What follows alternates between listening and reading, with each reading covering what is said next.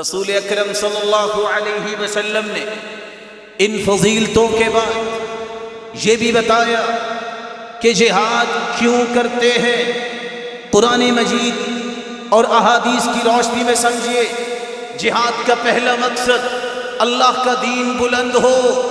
قرآن مجید میں اللہ فرماتے ہیں وَقَاتِلُوهُمْ حَتَّى لَا تَكُونَ فِتْنَةٌ وَيَكُونَ الدِّينُ لِلَّهِ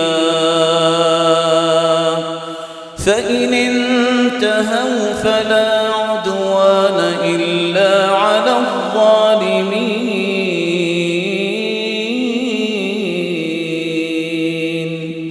اس وقت تک تم قتال اور جہاد کرو جب تک کہ فتنہ ختم نہ ہو جائے۔ فتنے سے مراد کیا ہے؟ والفتنة اشد من القتل، شرک یہ قتل سے بھی زیادہ فتنہ۔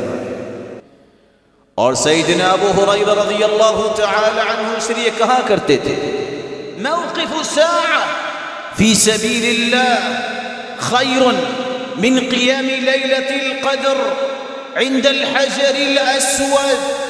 حجر اسود کے سامنے کھڑے ہو کر لیلۃ القدر میں قیام کرنا اس سے بہتر ایک گھڑی اللہ ذوالجلال کے دین کی سربلندی کے لیے پہرا دینا اور کھڑے ہونا یہ اس سے بہتر ہے۔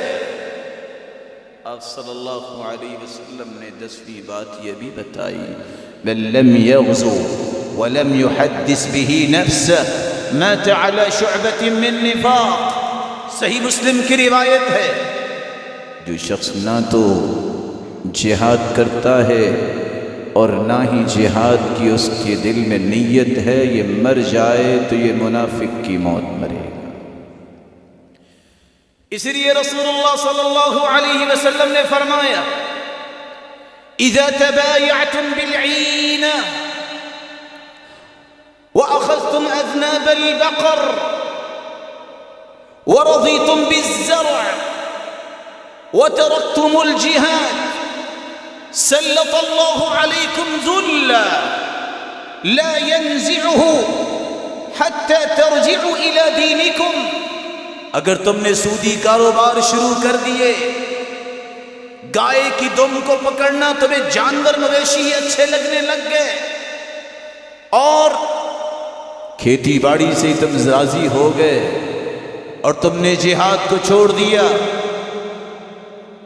سلط اللہ علیکم ذلا، تم پہ اللہ ایسی ذلت مسلط کریں گے، لا ينزعه حتى ترجعوا الى دينكم، وفي رواية اخرى حتى تراجعوا الى دينكم۔